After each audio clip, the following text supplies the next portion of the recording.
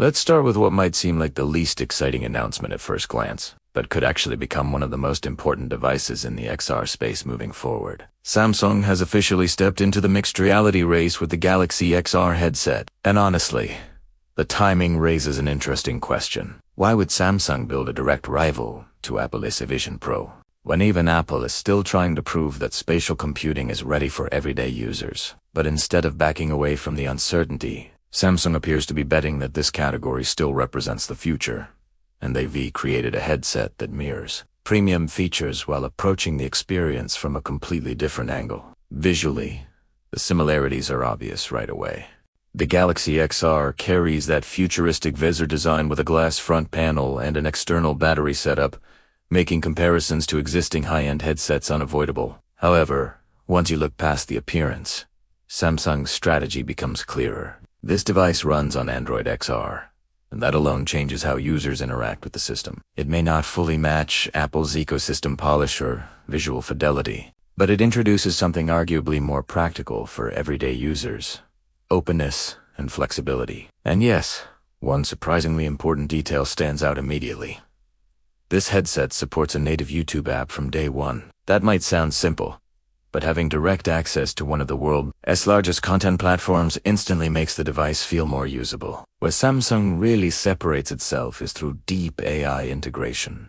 Instead of forcing users to rely on rigid voice commands, the Galaxy XR leans heavily into Google's Gemini assistant, embedding it directly into the operating system. The interaction feels conversational rather than mechanical. You can casually mention that your workspace feels cluttered or difficult to manage, and the system understands context, activates Gemini automatically, and reorganizes your virtual layout without needing specific trigger phrases. That level of natural communication starts making XR feel less like operating technology and more like interacting with an intelligent environment. In terms of hardware comparisons, the Galaxy XR may not dramatically outperform competing headsets in raw display performance, but it compensates in areas that matter just as much: comfort and accessibility. Priced around $1,799, it lands at nearly half the cost of Apple's Vision Pro, instantly making the category feel more approachable. It's still a premium device, but no longer positioned exclusively for early adopters willing to spend extreme amounts. Even more noticeable is the reduced weight. Samsung's headset feels lighter and easier to wear for extended sessions, addressing one of the biggest criticisms surrounding first-generation mixed reality devices. Samsung is also clearly pushing content consumption as the primary use case. Early purchase bundles include access to various subscriptions, entertainment platforms, and streaming experiences, ensuring users immediately have something meaningful to explore once they put the headset on. Instead of showcasing experimental demos, the focus shifts toward watching sports, videos, and immersive media, which realistically ended up being the most popular uses for XR devices anyway. The company seems less interested in selling futuristic promises and more focused on delivering experiences people already understand. The headset also supports immersive 360-degree video playback, allowing users to step directly into environments rather than simply watching them on a floating screen. Open a compatible video, and suddenly you're surrounded by the scene itself, able to look around naturally as content unfolds. It has one of those features that quietly demonstrates why spatial computing can feel fundamentally different from traditional screens. Communication inside XR introduces another interesting contrast.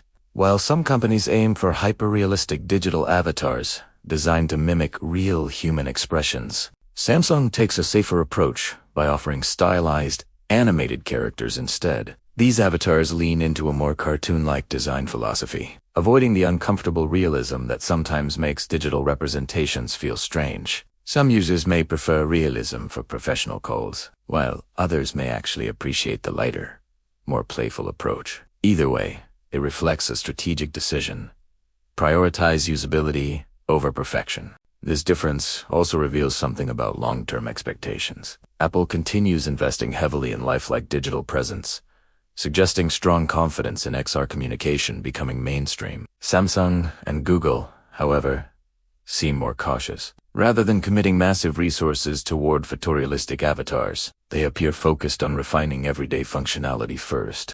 almost treating XR as an evolving experiment rather than an immediate replacement for traditional devices. Comfort design follows that same philosophy. Unlike fully sealed headsets that isolate users from their surroundings, Galaxy XR adopts a more open structure by default. Instead of requiring precise face scanning and custom light seals, the headset offers adjustable components that fit a wide range of users. This openness allows airflow around the eyes, reducing heat buildup and making longer sessions significantly more comfortable. Users remain aware of their environment while still experiencing immersive digital visuals directly ahead. That breathable design may solve another long-standing issue with mixed reality hardware: overheating and facial discomfort during extended use. Closed systems often trap warmth around the face, but the Galaxy XR's more open approach helps maintain comfort without sacrificing clarity. Adjustable lenses still aligned with the user's eyes, ensuring visuals remain sharp while avoiding excessive pressure. Build materials also reflect practicality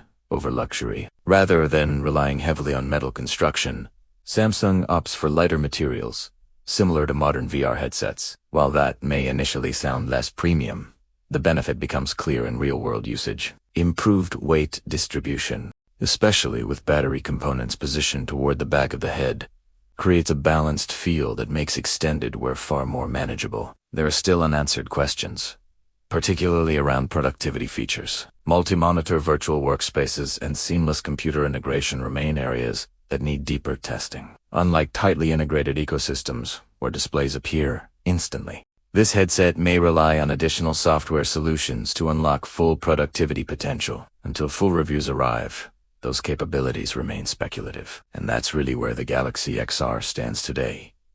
Promising, capable, but still waiting to prove how it fits into daily life. Samsung and Google appear interested in exploring spatial computing without overcommitting to bold claims about replacing laptops or smartphones anytime soon.